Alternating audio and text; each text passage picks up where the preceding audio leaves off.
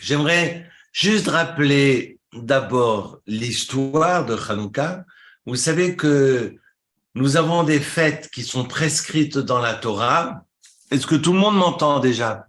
Oui, Oui, Donc, on a des fêtes qui sont prescrites dans la Torah, qui sont des fêtes prescrites sur le plan divin, comme les fêtes solennelles de Rosh Hashanah et de Kippour, puis les fêtes de pèlerinage, Pessah, Shavuot et Sukkot, et puis Shmini Atzeret et Simchat Torah qui clôturent la fête de Sukkot. Donc, on a des fêtes soit solennelles, soit de pèlerinage, et puis ça s'arrête là dans les fêtes qui sont prescrites dans la Torah.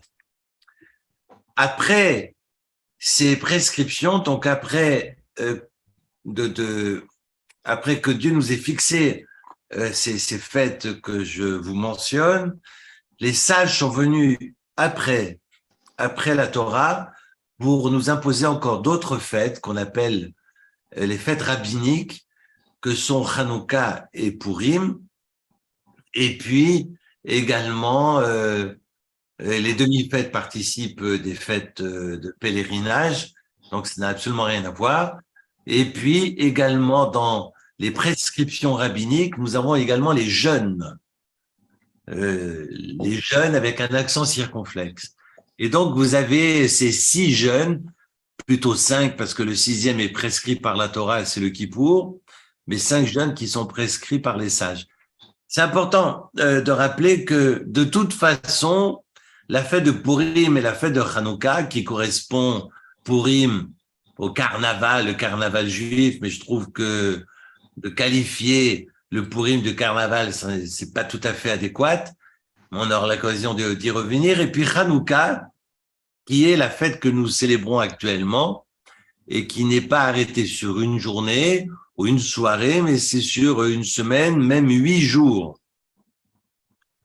Et de rappeler aussi que Purim s'est passé entre les 2 temples, ou plutôt au début du 2e temple, mais lorsque le peuple d'Israël habitait la Perse, Madaï, on était sous domination perse, et la majorité finalement des Judéens, des Juifs, qu'on appelle maintenant Juifs, habitent à l'extérieur d'Israël, et Purim garde une certaine tristesse en ce fait que très peu de Judéens retourneront en Terre Sainte. Relisez les textes de Ezra et Néhémie, de Ezra et Néhémie. La majorité des Juifs vont rester en Chutz La'aretz, vont rester en diaspora. Bref. Et puis vient la domination gréco-syrienne, ce roi syrien qui est donc Antiochus Épiphane. On est sous domination gréco-syrienne, c'est toute la période hellénistique, et on est autour de moins 165. Moins 165. On sait que Hanouka va marquer l'histoire juive. On sait que c'est cette période des ténèbres qui a même effrayé d'ailleurs en son temps Adam Arishon. On sait que Adam Arishon, si vous relisez le texte de Avodah Zarah, le traité talmudique d'Avodah Zarah, on raconte que Adam s'est effrayé de cette obscurité en pensant que si les jours se raccourcissaient, c'était de sa faute. Et donc, il pensait que le monde retournait au chaos. Et il va comprendre seulement après avoir d'ailleurs tenu un jeûne de 8 jours et de prière, il va se rendre compte que en fait c'était le solstice d'hiver et que les jours recommençaient à s'allonger après le solstice, et il le fera comme d'ailleurs les autres peuples plus tard, que ce soit les uns Israël ou les autres qui étaient donc les païens, firent de ces jours, de cette période, une fête. Et évidemment, Israël va consacrer ses jours à Dieu plutôt que les vouer ou les consacrer à l'idolâtrie. Alors ça, c'est le texte que je répète, qui est le texte de Avodah Zarah à la page 10. Maintenant, On sait que sous domination gréco-syrienne, on va avoir une approche totalement différente que Haman, que la période Assuérus, où sous Haman, eh bien, les Assuérus et puis cette domination a voulu exterminer le peuple d'Israël, a voulu exterminer sur le plan physique le peuple juif, alors que sous domination gréco-syrienne, les peuples dominants voulaient non pas exterminer sur le plan physique, mais voulaient exterminer sur le plan spirituel le peuple juif. Et là, on a vraiment deux approches totalement différentes. La première, une extermination physique, et dans le second temps, au temps de Hanouka, une extermination spirituelle. En ce sens que Antiochus Épiphanes va vouloir désacraliser, enlever la gdoucha du peuple, et puis défendre donc le Ham Israël de respecter trois lois qui sont pour moi trois lois de Magdish, de Gdusha, de sainteté, mais qui procurent aussi une dimension particulière et qui forgent toute l'identité du juif. En l'occurrence, le Shabbat et tout ce que ça comprend, donc il y a la lecture de la Torah également, la Brit Mila, la circoncision, et puis également la néoménie, le Rosh Chodesh, c'est-à-dire d'annoncer la nouvelle lune. C'est le rapport au temps, c'est le rapport au corps, et c'est le rapport à son identité, et finalement le rapport à Dieu.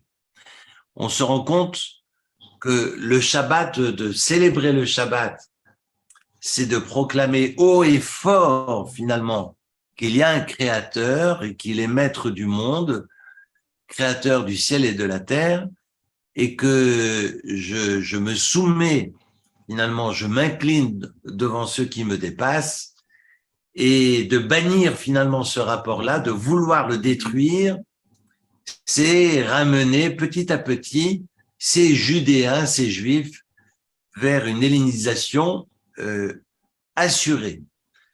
Je dis cela parce que lorsque Yehuda Maccabée, lorsque les Hashmonaïm vont réussir miraculeusement à extraire finalement les Grecs du Temple et de Jérusalem, eh bien, ils vont ramer difficilement pour retrouver le rituel, pour remettre sur la table ce qu'ils avaient oublié, et ça va être ardu. On a des débats d'ailleurs dans la Mishnah, comment on fait ceci, comment on fait cela, comme on pourrait se poser la question, mais est-ce qu'ils ne savaient pas comment on le faisait avant, que ce soit dans le rapport à la cacheroute ou au rapport au Shabbat, mais il y a eu une telle assimilation à ce moment-là, une telle absorption du peuple juif, qu'on était loin de toute, d'abord de l'étude et puis de toute pratique religieuse. Et il a fallu se battre, et les sages sont allés chercher loin dans leur mémoire, et c'est peut-être aussi une des raisons pour lesquelles on a été amené à finalement retranscrire, de prendre non pas le droit, mais le gauche, pour remettre sur papier, pour retranscrire et donc mettre sur papier toutes ces lois, toute cette législation, pour que l'oubli ne s'opère pas et qu'on puisse perdurer dans le temps, en présence du temple ou pas. On sait que cette période des Tanaïm a commencé avant notre ère, et on va avoir une rédaction qu'on appelle de la Mishnah, de la part de ces Tanaïm, des auteurs de la Mishnah, au IIe siècle après. Mais la période des Tanaïm, précède l'an 0. Et on va avoir toute une génération de sages qui vont ramer, je pense, et j'ose le dire, pour retrouver finalement toutes ces lois qui ont été oubliées ou qui ont été galvaudées pendant cette période hellénistique.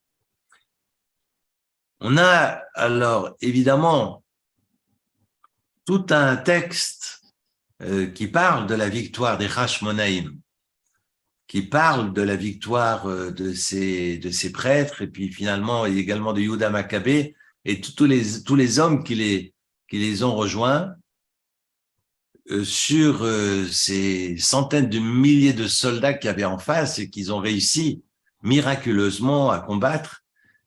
Et ce sont des textes que les sages n'ont pas voulu garder dans le canon biblique. C'est intéressant que lorsqu'il y a eu une décision des Chachamim sur quels sont les livres qu'on va garder dans le Tanakh, sur ces 24 livres, il y a des livres qui ont été mis de côté et ces textes des Hashmonaïm en font partie.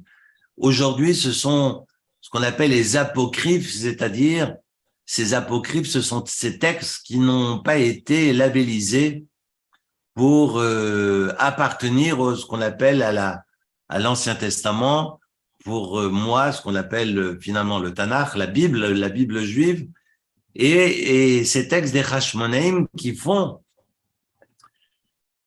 raconter et mettre en avant toutes ces victoires des Hashmonaïm, toutes ces victoires des Maccabim sur les Grecs. Ce que les Chachamim veulent absolument préserver, conserver et transmettre, c'est le miracle de la fiole d'huile. Alors que c'est qu'une poignée d'hommes qui ont pu voir ce miracle, parce qu'il n'y a que les prêtres qui peuvent rentrer dans le temple. C'est pas madame et monsieur tout le monde qui rentre dans le Saint des Saints, là où œuvrent les prêtres. Et moi, je suis un étranger par rapport moi-même. Vous savez qu'il y a 3 niveaux. Il y a le Israël, le Lévi et le Cohen. Il n'y a que le Cohen qui peut rentrer dans le Saint. Après, il y a le Saint des Saints, mais il y a déjà la première partie où se trouve la Ménorah, le chandelier à 7 branches, il n'en a pas 8. Aujourd'hui, les synagogues vous offrent des décorations avec des chandeliers à 8 branches, parce que c'est en référence avec la fête de Hanouka. Mais la Ménorah, à la base, est composée de 7 branches. Et donc, il n'y a que les prêtres qui ont pu témoigner, qui étaient les seuls témoins oculaires de ce miracle. Mais c'est ce miracle-là que les Chachamim ont voulu transmettre et que nous marquions d'année en année, finalement, la fête de Hanouka, le miracle de ces lumières qui ont duré 8 jours au lieu de s'éteindre au bout d'une journée. Alors évidemment, je vais vous répéter l'histoire, mais on est donc en moins 165 et on est sur une fête qui est non pas une fête restrictive comme Shabbat ou Yom Tov, mais c'est aussi, ça s'appelle Chag, Chanukah Sameach ou Chag Urim Sameach. Urim, ça vient de Ur, ça veut dire une flamme. Parce que souvent j'entends Chagurim. Faut pas confondre avec les ceintures. Chag, Urim, c'est en 2 mots. Ur comme Ur Kasdim, ça veut dire un feu. Chag Urim Sameach. Si vous vous promenez en Israël à la période de Hanouka, maintenant, alors évidemment vous allez avoir des beignets à tous les coins de rue, mais vous allez surtout entendre dans les journaux, à la radio, à la télé, Chag Urim Sameach.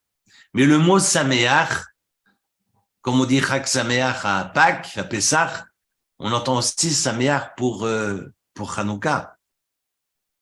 Et c'est ça qui est intéressant. Alors que s'il devait y avoir entre Purim et Hanouka une fête à laquelle on doit attribuer cette dimension de la Simcha, c'est bien Purim, parce qu'il est marqué dans la Megillah, Yom Mishte Vesimcha, que ce soit un jour de festin, de banquet, de joie, et cette notion de Simcha, de joie, est plus appropriée à Purim qu'à Hanouka. Il n'empêche qu'à Hanouka, on met cette notion également en avant, et je vais vous expliquer pourquoi dans un instant. Donc, voilà 2 fêtes, et je termine mon mémo, Purim et Sameach, des prescriptions rabbiniques, mais qui font foi et qui sont toujours aujourd'hui célébrées et marquées dans notre calendrier. Et Hanouka va durer non pas un jour, mais va durer 8 jours. raison pour laquelle, si vous offrez des cadeaux, il va falloir en offrir 8 soirs de suite, et c'est tant mieux. Voilà, bon, maintenant, moi, je ne reçois plus de cadeaux, mais si vous voulez m'en envoyer, je ne sais pas refus. Alors voilà, ça c'est pour la fête de Hanouka.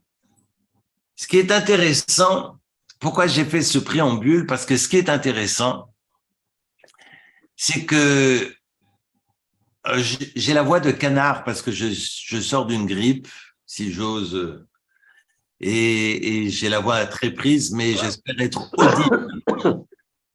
Alors je reprends. Ce qui est remarquable à Hanouka, c'est qu'on se rend compte qu'il n'y a absolument pas de traité talmudique. Il n'y a ni de Mishnah, ni de Gemara. Donc, ce que j'appelle une Gemara, c'est ça. Donc, vous n'avez aucun livre, aucun traité talmudique, tant de Mishnah que de Gemara pour la fête de Hanouka. Alors que vous avez et une Mishnah et une Gemara, donc vous avez le Talmud qui va consacrer un livre spécifique pour la fête de Purim, et c'est ce qu'on appelle le traité de Megillah. En fait, ça porte le nom du livre qu'on va réciter à Purim. Mais si vous ouvrez le livre, le traité de Megillah, eh bien, si vous l'avez chez vous, vous pouvez étudier tout ce qui est en lien avec Purim de près ou de loin. Et c'est pas un, c'est pas deux, c'est un gros traité, parce que on va y traiter aussi toutes les lois en lien avec la lecture de la Torah, pas seulement les jours de Purim, mais également en semaine et en Shabbat. Il y a énormément de lois propres qu'on va apprendre dans ce traité talmudique de Megillah et qui vont profiter donc à nos rituels dans le calendrier hors Purim. On va parler des villes fortifiées, voilà. Donc le traité talmudique existe pour Purim, mais il n'existe pas pour Hanouka. Et vous allez me dire, mais c'est normal, et parce que Purim s'est passé avant.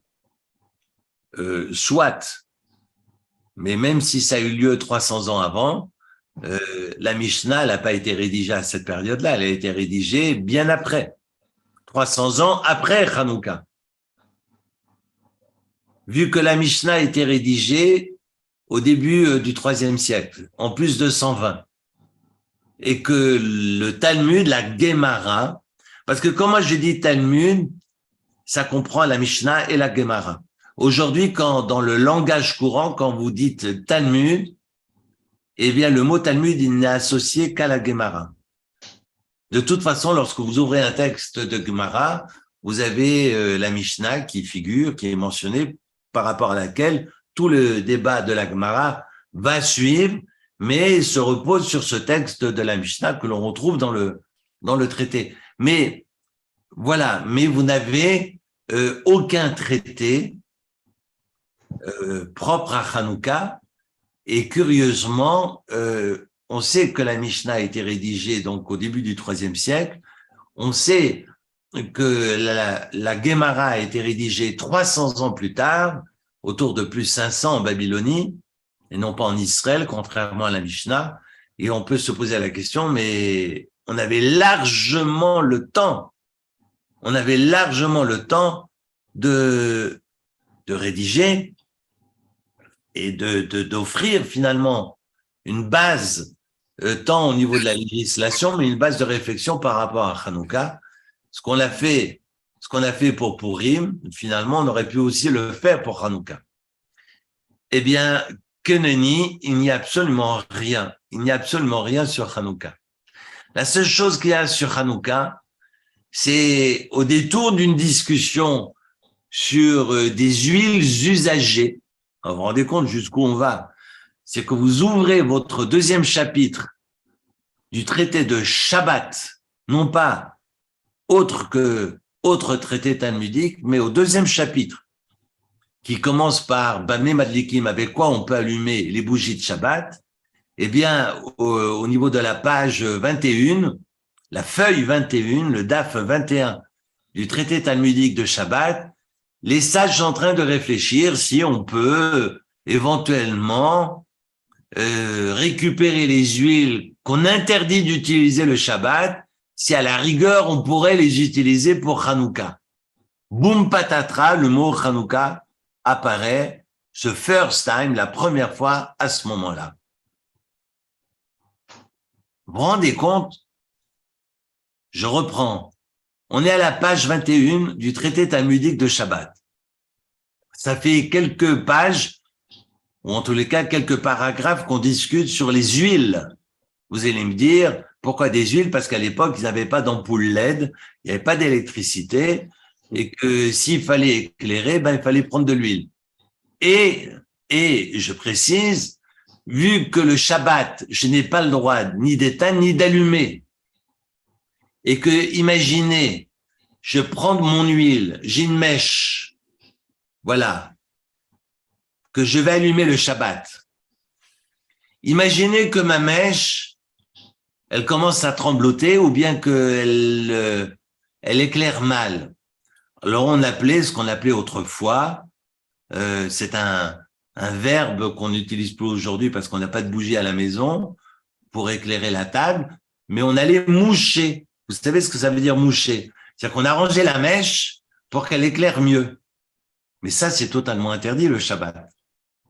Et imaginez que ça s'éteigne parce que l'huile qui est dedans est infecte, elle n'est pas du tout adaptée, ou que au lieu de mettre de l'huile d'olive, j'ai mis... Enfin bref, je ne veux pas faire de mauvaise publicité pour des produits suisses, mais alors voilà. Donc imaginez que j'ai une mauvaise huile, eh bien, je risque de rallumer sans faire exprès. Pourquoi je dois avoir de la lumière? Ben, c'est simple. Imaginez que le reste de la semaine, de toute façon, je mange dans le noir, à moins de manger quand il fait encore jour.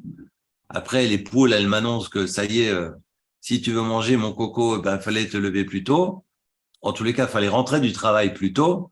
Et donc, généralement, on mangeait dans le noir, dans l'obscurité, pour ne pas être méchant, au clair de lune. Il y a une journée, ou en tous les cas, il y a un soir, on doit être dans le plaisir de manger, on doit faire honneur à la maîtresse de maison, on doit faire honneur à la table, on doit faire honneur à la tablée familiale.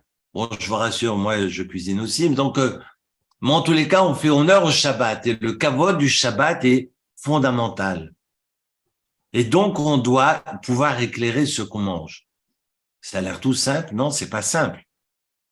Parce que j'imagine que bon nombre dans la population, je veux dire, je ne pense pas que c'était aisé, qu'on avait la possibilité d'illuminer sa table tous les soirs de la semaine. En tous les cas, le Shabbat, c'est une obligation. Et donc, je vais utiliser de la bonne huile. Parce que si mon huile est mauvaise, sans faire exprès, je risque de rallumer. Pour éviter ce risque et d'enfreindre une loi de la Torah, qui est donc d'allumer le Shabbat, eh bien, les rabbins sont clairs, ou plutôt les auteurs, ce qu'on appelle les Amoraïm, les auteurs du Talmud sont clairs, je dois utiliser de bonnes huiles le Shabbat. Et pas ces mauvaises huiles. On en cite quelques-unes. Et un rabbin qui dit en passage, qui dit, ouais, mais à propos, ces mauvaises huiles, on ne peut pas les utiliser le Shabbat, mais est-ce qu'on peut les utiliser à Hanouka? Et là, boum, voilà que le mot Hanouka apparaît pour la première fois dans le Talmud. Extraordinaire. C'est la première fois que le mot Hanouka apparaît dans le Talmud. Et là, évidemment, les gens ne s'étonnent pas en disant « Mais tu parles de quoi? C'est qui? C'est un anniversaire? T'es en famille ?» Non, non, je veux dire, les gens savent de quoi on cause. Mais à la question « Est-ce qu'on peut utiliser ces huiles ?» on va avoir une discussion entre deux auteurs célèbres et qui vont, pour l'un comme pour l'autre, se demander si ça en vient à s'éteindre, est-ce que je dois rallumer ou je ne dois pas rallumer? Parce que si ça en vient à s'éteindre et que je dois rallumer, ça sous-entend que je dois utiliser a priori de bonnes huiles. Parce que si je suis obligé de rallumer, et vu que c'est Shabbat et que je ne peux pas rallumer, donc je dois a priori utiliser de bonnes huiles. Je m'explique. À Hanouka, si Hanouka j'utilise de mauvaises huiles et que ça en vient à s'éteindre, est-ce que je dois rallumer? Parce qu'on sait qu'à Shabbat, si j'utilise de mauvaises huiles et que kafta, et que ça s'éteint, alors kafta zakouk là. Et c'est l'expression du Talmud. Si ça s'éteint, je dois rallumer. Mais je ne peux pas rallumer vu que c'est Shabbat. Donc, la mauvaise huile est bannie du Shabbat. Ok, on est d'accord là-dessus. Mais kafta zakouk là ou kafta en zakouk là pour Hanouka. Et c'est là-dessus qu'il y a débat. Est-ce que si j'utilise des mauvaises huiles, est-ce que je dois rallumer? Cela sous-entendrait que la mauvaise huile est bannie de Hanouka ou pas. Et c'est un débat magnifique. Et donc, ils vont réfléchir. Et puis, après une page, il y a un petit jeune qui arrive qui dit Maï Hanouka, Kesako, quid, de quoi on parle? Ah, on va vous raconter. Et c'est là que, finalement, on nous rappelle le miracle de Hanouka. D'ailleurs, j'ai même pas sorti le traité talmudique de Shabbat. J'ai pris avec moi Menachot parce que j'avais un passage magnifique que je voulais partager avec vous. Alors, je vais revenir au miracle de Hanouka, mais je me suis posé la question que je voulais partager avec vous aujourd'hui. Comment se fait-il que c'est juste au détour d'une discussion sur les mauvaises huiles qu'on nous parle de Hanouka, alors qu'on a un traité talmudique pour Purim? Et ça n'a rien à voir avec le timing, parce qu'on a bien vu que on a largement le temps de rédiger par rapport à Hanouka. On a pratiquement, comme je vous l'ai dit, 3-4 siècles qui vont séparer Hanouka de la rédaction de la Mishnah. Magnifique. J'ai une réponse, je n'ai pas la réponse, mais j'ai une réponse qui me plaît énormément, que j'ai envie de partager avec vous ce soir. Cette réponse, elle vient de Maïmonide.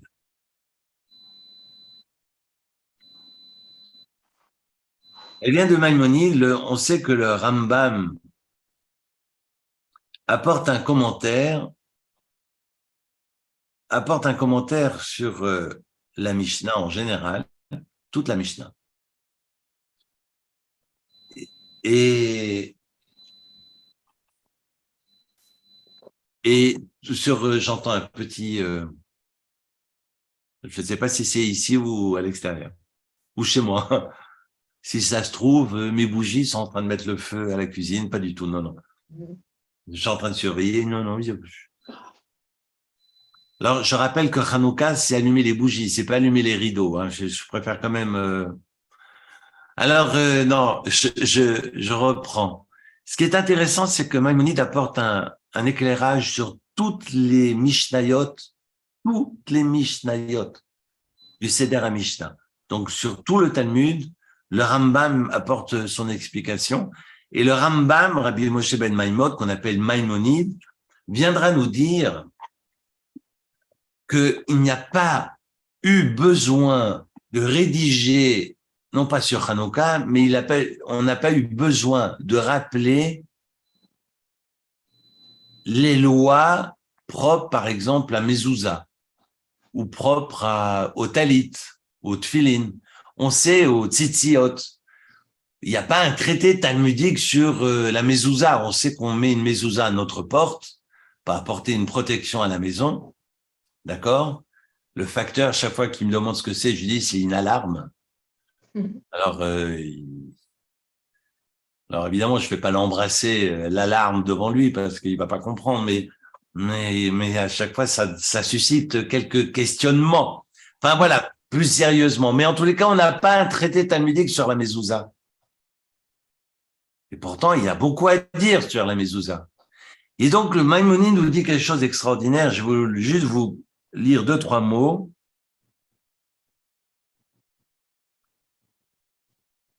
Il n'y a pas, donc par rapport au tfilin ou bien par rapport au tzitzit ou à la mezouza, de traité spécifique. Pourquoi? Hayu inyanim yadouim, parce que c'était des sujets qui étaient connus. Venaogim beyad kol ha'am, prat uklal, et que tout le monde avait l'habitude, dans les moindres détails, de pratiquer.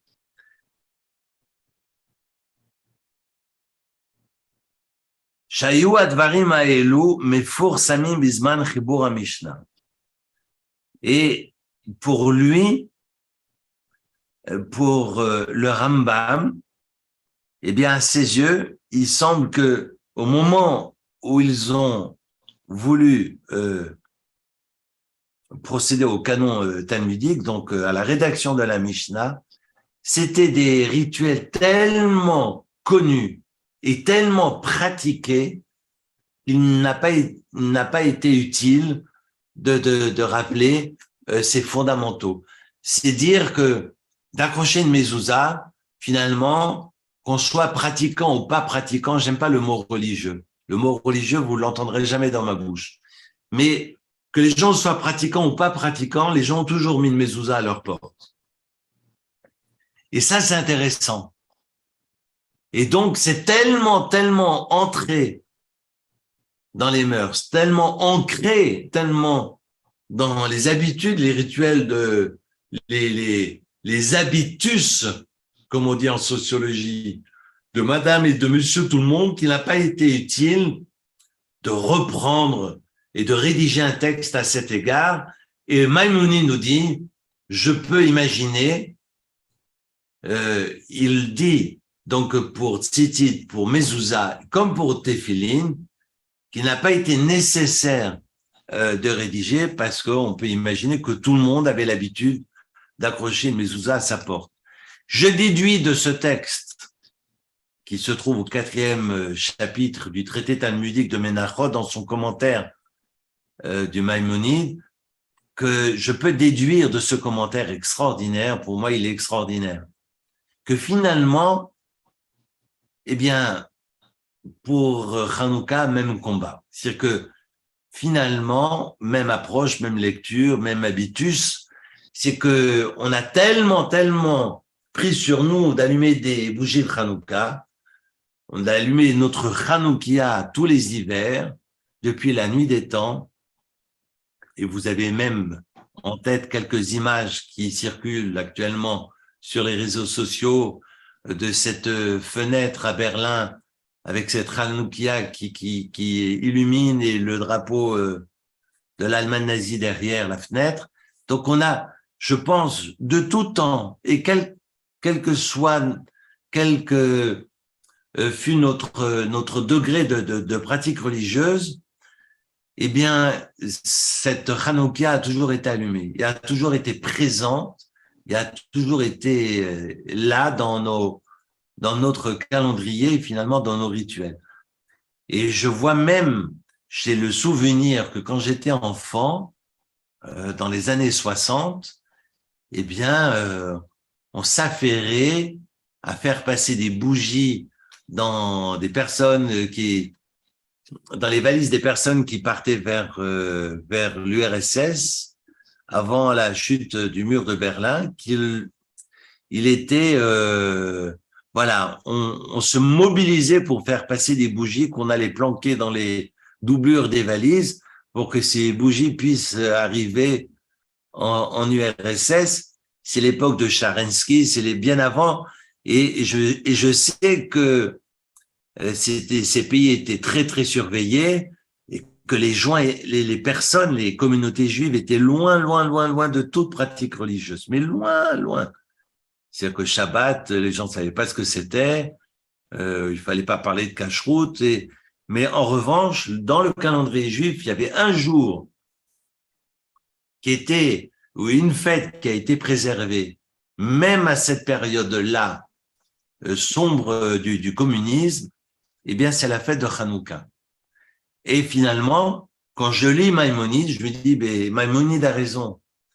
Parce qu'il y a des fêtes, même symboliquement, qui sont tellement importantes et que même dans les périodes les plus sombres de l'histoire, on a toujours tenu à allumer ces lumières pour donner de l'espérance et pour croire en la lumière et pour finalement s'inscrire dans l'espérance et s'inscrire dans ces utopies. Et voilà le texte auquel je tenais, que je voulais partager avec vous ce soir. Maintenant, je reviens à mes moutons, parce qu'il me reste quelques minutes, concernant le miracle de Hanouka. Est-ce que ça s'allume? Si ça s'éteint, est-ce que je dois rallumer, pas rallumer? Et c'est pas juste une question de qualité, finalement, d'huile, mais c'est plus profond que cela. Et donc, il faut évidemment qu'on réfléchisse sur quel a été le miracle de Hanouka pour comprendre ce débat. Est-ce que je peux utiliser de mauvaise huile ou pas?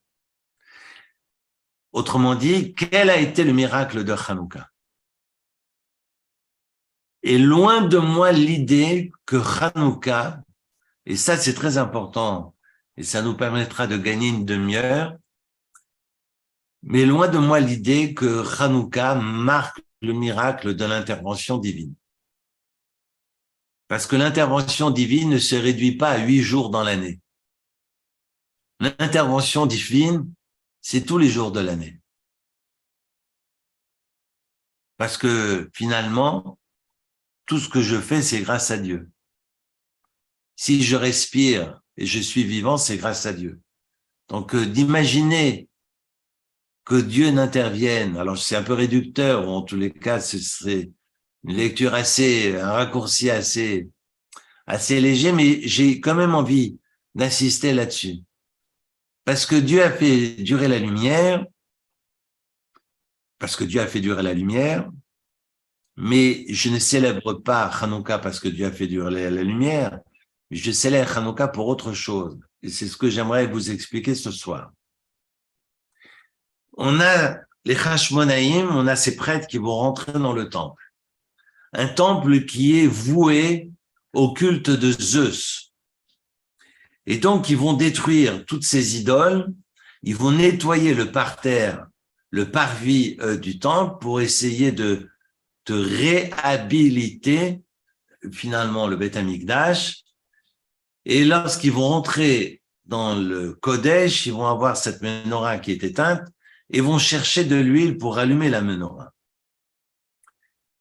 Et l'huile qu'ils vont trouver, parce qu'ils vont trouver de l'huile, mais il faut de l'huile qui soit cachetée par le Kohen Gadol, par le grand prêtre.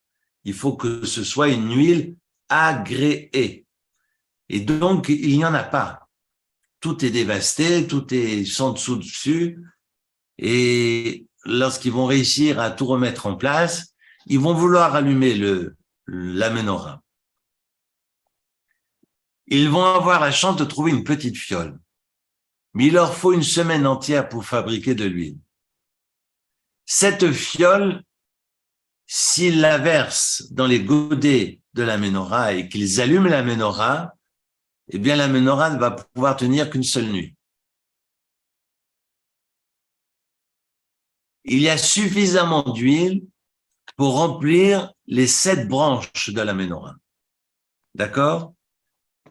Mais en allumant, ça va pouvoir tenir qu'une seule journée et qu'une seule nuit. Et il leur faut une semaine entière pour fabriquer de l'huile. Je fais quoi? Et la question, elle est plus grave que cela parce que c'est pas un jeu, la menorah. C'est pas je t'allume pas, c'est pas happy birthday. On n'est pas à venir derrière pour éteindre et recevoir des cadeaux. C'est joli et puis évidemment, on peut l'imaginer avec un gâteau d'anniversaire, mais on sait que dans la Torah, on nous interdit d'éteindre la menorah, je suis même condamné à mort de par le ciel si j'en viens à éteindre la menorah. Donc, les Kohanim sont devant un problème gravissime.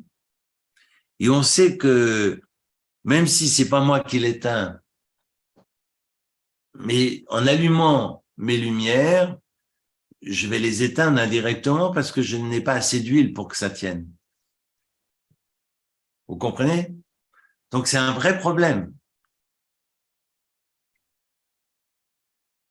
Eh bien, les Hashmonaïm vont être très audacieux. Ils se disent, vaille que vaille, on va allumer. On va quand même allumer. Parce que c'est important que cette menorah soit allumée. Et ils vont allumer, et le miracle survient. Ces lumières, même sans huile, ne vont jamais s'éteindre. Ils vont durer la semaine entière jusqu'au moment où ils vont pouvoir verser à nouveau de l'huile en bonne et due forme. Et donc, ces lumières ne se sont jamais éteintes. C'est ce que le traité talmudique de Shabbat à la page 21 va rapporter. Maï Chanouka, quelle est la fête? Et ce que la Gemara va nous raconter. Et donc, on peut imaginer que Chanouka est de marquer, de célébrer l'intervention de Dieu. C'est vrai. Il y a eu un miracle du ciel. À Kadosh Baruch Hu, le bon Dieu a fait tenir la lumière. Mais c'est pas ça que nous célébrons. Ce que nous célébrons, c'est l'audace des hommes. C'est l'audace des hommes d'avoir allumé la menorah, sachant pertinemment que ça n'allait pas tenir. Je sais que ça tient pas, mais j'allume quand même.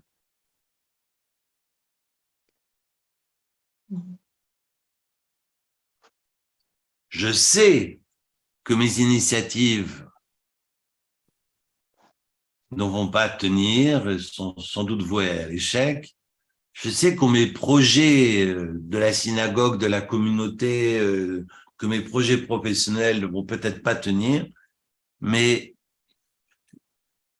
si par exemple Théodore Herzl s'était posé cette question, je donne un exemple, je peux en donner des milliers des exemples. Si c'était dit cela, il serait resté journaliste à Vienne et puis basta. La terre d'Israël n'aurait jamais été créée. L'État d'Israël n'aurait jamais été créé. Si tous ces révolutionnaires, ces utopistes s'étaient contentés, s'étaient réduits à l'esprit finalement de leur projet, eh bien, sans rien amorcer sur le plan concret, on serait toujours à l'âge de pierre. Et je crois que c'est ça le miracle. Le miracle, c'est du courage. Le miracle, c'est de l'audace. Le miracle, c'est de prendre des initiatives. Le miracle, c'est d'être une locomotive. Le miracle, c'est de cesser d'être des wagons et de se mettre devant et de tirer tout le monde. Et de se dire, on y va. Ah, mais laissez ça pour les présidents de communauté ou les rabbins c'est à Macron d'agir. J'entendais une fois dans une manifestation, ouais, l'État. Mais l'État, c'est moi. L'État, c'est vous. La vie, le monde, si le monde doit aller bien, eh bien, ça dépend pas de ceux qui nous dirigent, ça dépend de chacun de nous. Et c'est à nous, chacun, là où il se trouve, là où chacune et chacun se trouve, peut agir. Il est au volant non pas seulement de sa voiture, mais il est au volant du monde entier, si j'ose dire. Et on peut changer les choses. Peut t'interrompre? Oui, Suzanne. Je peux te dire que pour moi, tu es une sacrée locomotive. Hein. J'ai appris plein de choses ce soir. Merci beaucoup. Et de l'audace, ça, bravo. Je viens d'apprendre quelque chose de magnifique. Merci beaucoup. Toda Rabba. Mais c'est la responsabilité de chacune et de chacun. Et si Hanouka a du sens, c'est ce sens-là. Parce que Hanouka vient nous apprendre qu'il y a une poignée d'hommes qui n'y croyaient absolument pas, mais qui se sont dit, on va quand même allumer. Après que ça dure ou que ça ne dure pas, finalement, c'est pas mon problème. Si j'ose dire, c'est l'affaire de Dieu. Mais moi, je commence. J'allume des étincelles. Et je fais le premier pas. On arrête d'être des suiveurs et on montre de nouvelles directions. Après, ça marche pas, mais les initiatives, on doit les prendre. Et chacun doit prendre des initiatives. Et c'est comme ça que le monde peut avancer. Parce que si, je donnais l'exemple de Théodore Herzl, ben, si c'était reposé sur ses lauriers, on n'aurait rien eu. Et c'est valable pour tous les dirigeants qui ont forcé le destin. Petit ou grand. Petit ou grand. Et ça, c'est la fête de Hanouka. Maintenant, vous pouvez comprendre. Oui, Richard.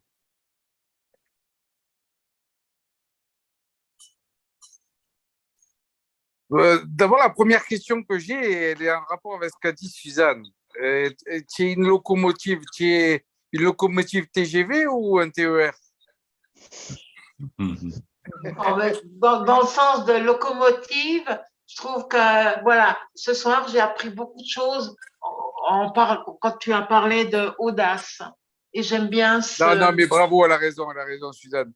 Maintenant, la deuxième chose, c'est que dans ce monde d'injustice et de mensonges, excusez-moi des termes un peu trop francs et trop crus, il semble que quand on veuille avoir une action pour changer les données, pour faire un monde plus juste, on risque de se heurter à des dangers terribles. Absolument. Moi, je suis idéaliste. J'ai toujours voulu d'un monde juste, depuis petit, depuis que je suis né, depuis que je suis un embryon. Et le monde m'a montré que si j'essayais de m'engouffrer, ça serait très dangereux pour moi. Donc, qu'est-ce qu'il faut choisir? La justice, c'est mourir ou essayer de s'insérer dans ce monde injuste? Ouais, bonne question. Non, mais moi, je ne pense pas, alors je vous réponds, mais je ne pense pas que ce soit binaire, que je dirais, voilà, mourir et la justice ou le contraire. Je pense qu'on peut faire des choses à tous les niveaux, même petites choses. Ouais. Et avec des petites choses, si chacun fait des petites choses, je peux vous dire que ça fait des océans. Moi, j'ai vu mes parents œuvrer, ils ne sont plus de ce monde, et que leur mémoire soit bénie, mais je veux dire, j'ai vu mes parents œuvrer à leur niveau, mais ça a bousculé tout le judaïsme français. Dans les années 50, hein, mais ça a complètement métamorphosé finalement le monde rabbinique et le monde religieux. En France, hein, je ne parle pas de Strasbourg. Bon, Eric, excuse. Que chacun peut œuvrer d'une manière ou d'une autre. Et on peut, ne serait-ce que ce que je suis en train de faire avec vous ce soir, c'est d'apporter un peu de grain à moudre. Mais ce grain à moudre, je pense que si je peux le transmettre, je dois le transmettre. En tout cas, Eric, je peux te dire, hein, excusez-moi d'intervenir, mais c'est que ce soir, tu me fais un bien fou. Ah non, parce que tout ce que tu viens de dire, ça me remet dans une, comment dire, mon moral, il est remonté à bloc, là. Mon Dieu, alors mais merci, vraiment. Merci, Suzanne, merci. mais quand je dis, si donc, c'est TGV. Oui, merci Richard. Mais mais un gentil TGV. Un beau TGV. On va continuer. Mais j'aimerais juste dire, c'est vrai que quand on peut faire quelque chose, eh bien, excusez-moi, mais on doit le faire. D'accord. Si vous voyez qu'il y a quelque chose qu'il vous est possible de faire, alors vous devez le faire. D'accord, Eric, mais il faut avoir le répondant quand même un tout petit peu en Oui, face. oui, non, j'entends bien, j'entends bien. En tous les cas, maintenant, je parle pour moi. Si je peux transmettre une idée, eh ben, je dois la transmettre. C'est ce que j'appelle le grain à moudre. Et puis, comme ça, on arrive à faire avancer les choses.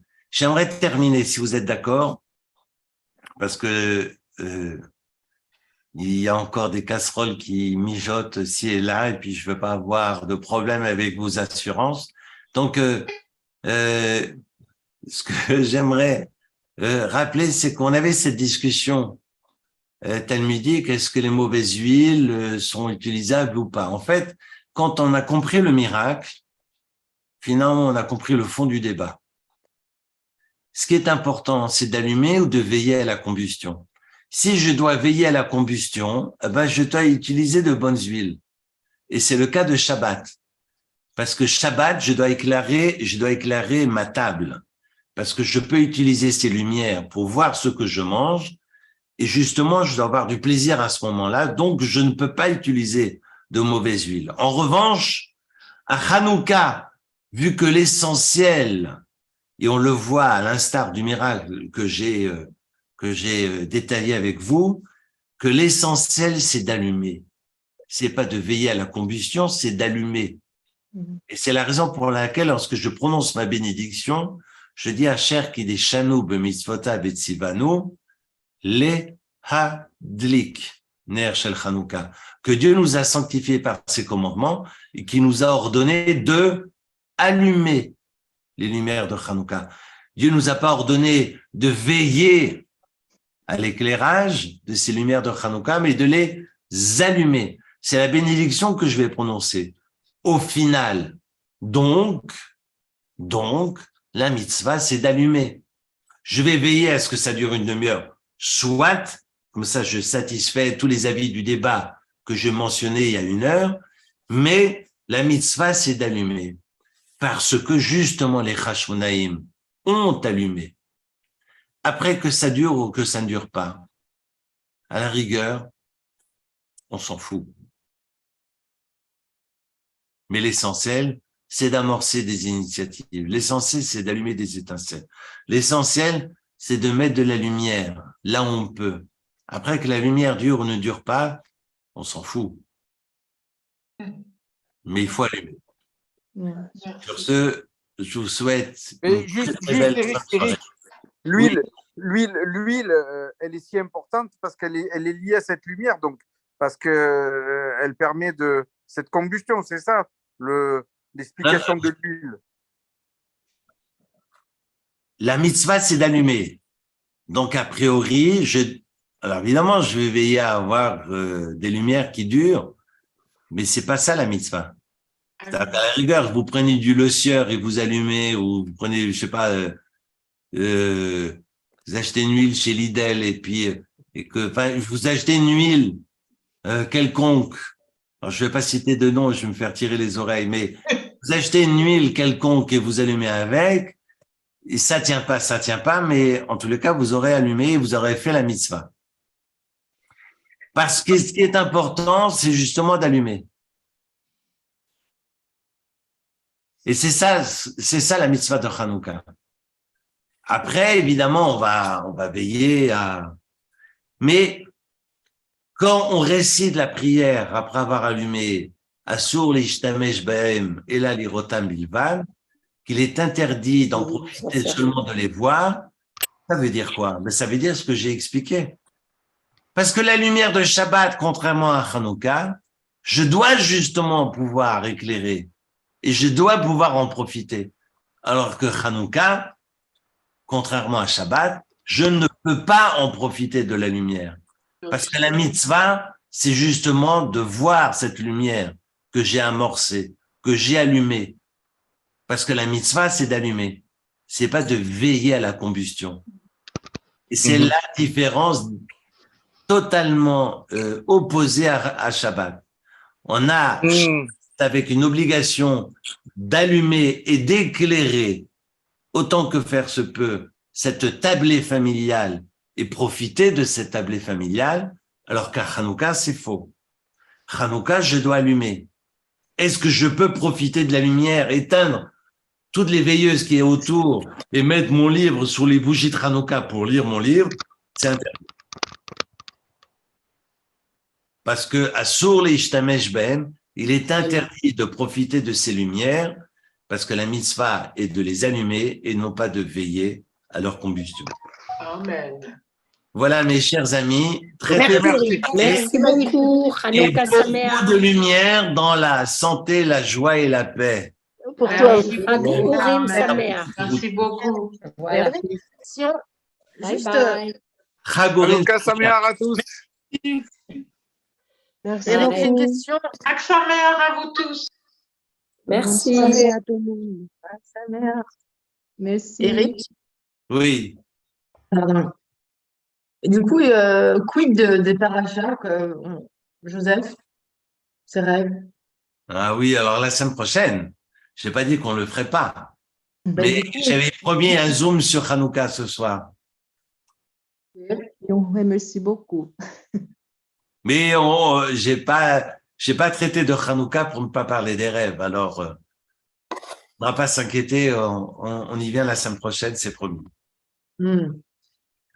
Ok, merci beaucoup. merci. Bonne soirée. Bonne Bonne soirée. soirée. Merci beaucoup, Rex Sameach. Bonne soirée. Merci. Bonne soirée. Merci.